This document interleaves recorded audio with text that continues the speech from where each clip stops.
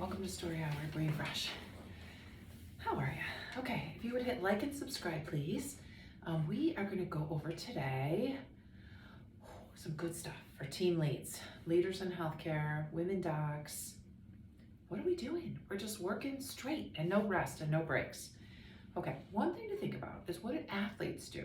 How do athletes train compared to how executives work, or leaders work, or physicians work? Healthcare, for some reason, knows all about how the body works, but they just do this linear work where they just work, no breaks, right? And do athletes ever just train, no breaks? Is that how it goes? No, they train really intensely, and then they take an intensive, purposeful break, right? If they lift really hard and they're trying to build muscles, I'm not a big bodybuilder, I do lift weights periodically, but if you lift really hard, then you have to give that area of the body a rest, right? Because what's happening? The muscles are actually rebuilding and getting stronger.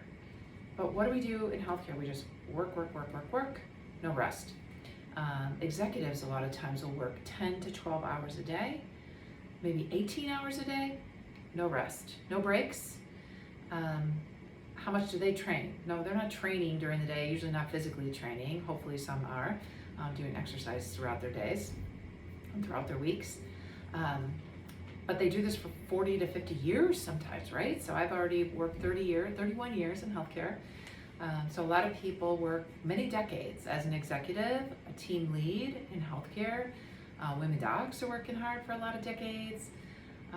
But if you only work, no rest, no intentional breaks, it doesn't last long, right? Let's dig into this a little bit. I just attended an amazing meeting called Women Neurology Group. It was co-hosted by Neurolive, so thank you both. It was really wonderful.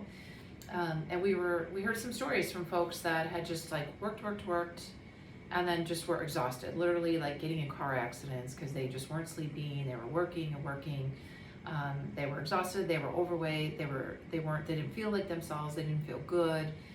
Even their partners would notice like they're just not themselves anymore because they just were so exhausted, right? And so how can we as healthcare workers just work, no breaks, and think that we're gonna have like high level performance and be able to focus and actually enjoy our work days? So let's follow what the athletes do, which is they train hard and they also intentionally rest. So there are training days, there are resting days. There are training hours, there are resting hours. And in healthcare leaders, we have to remember this, right? We just have to be logical with this. We cannot just keep working literally without any kind of breaks, right? So what is the source of a leader's performance, right? So some people will say their competencies, our skills, what we went to school for, our degrees, and then some things they'll call secondary skills. And maybe those are like supportive skills, and those might be your endurance, your strength, your flexibility, your self-control, your focus, your attention, your intention. Those might be called your secondary competencies. So how do we build the capacity for those secondary competencies? Because that's what matters, right? Like we all went to school, we already did that, but now we have to build our capacity to work these long days. How can we do that? So they're in this great HBR article by Lohr and Schwartz. It's in the book, HBR book called Mental Toughness. They talk about the ideal performance state of the working leader. Just like the ideal performance state, they've helped Olympic athletes. So why wouldn't that work also for the leader, right? And the American Heart Association has talked about this. Team well-being is related to the health and the activities of the leader. And so we know that, we mimic each other, right? And so as the leader, we kind of follow what you do. If you're the leader, people are watching you and kind of following what you do.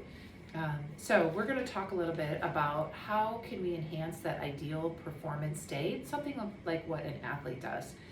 So we want to reach our full potential. We already went to school and have a lot of degrees. We have actually the competencies, the primary competencies, but how do we build our endurance and strength, flexibility, self-control, focus, attention in these busy days as a leader in healthcare, right?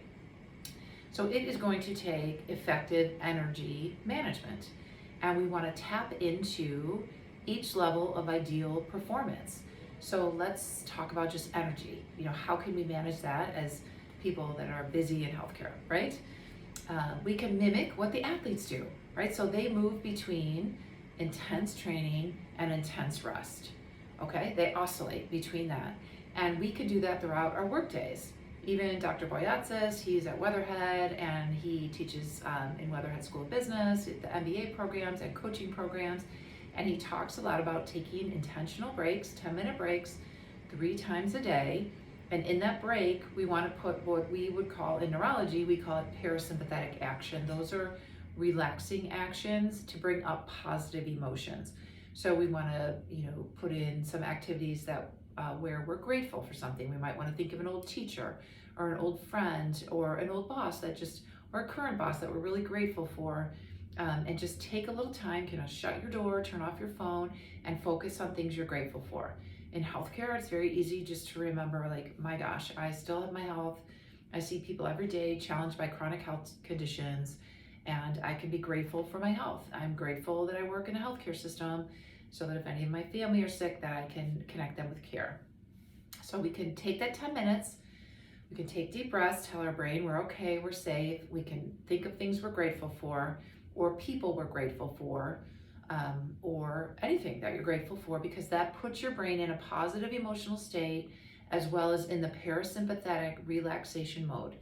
And that mode is actually a higher perception mode. So it helps you when you're trying to solve big problems in healthcare as the team lead.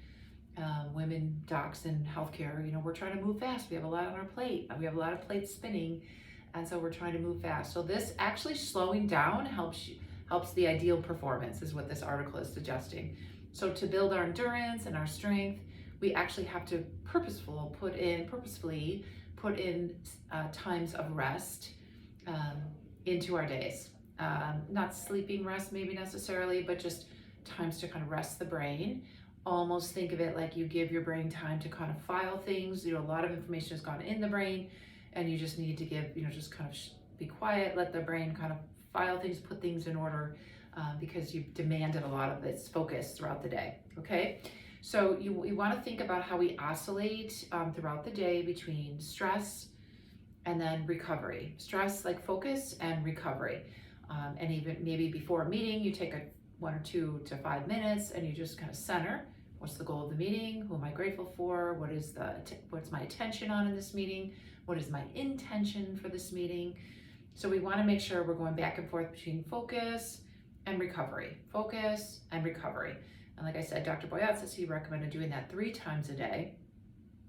And what happens if we don't do these things? If we're not disciplined about instilling rest or recovery throughout our day, or more of a parasympathetic action throughout the day, what will happen? Well, it could lead to chronic stress where we just work without any rest periods. It's just like if you're at a pool, they want you to get out for 10 minutes to relax. They want the kids to just relax. They just can't swim all day long, right? They want them to get out and relax, because obviously the data showed that was helpful for the safety of the kids. Same thing when you're working. You cannot linearly just work the whole day, right? You need to instill some rest periods throughout your day, just like the athletes do with their training, okay? So if we don't do this, it can just lead to that chronic stress, which will deplete our energy stores.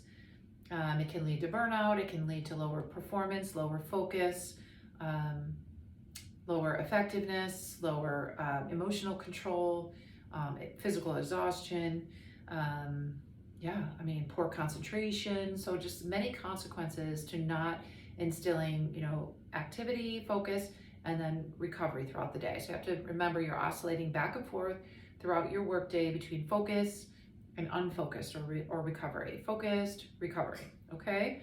Just like if you think, after weightlifting, the muscles need some time to recharge.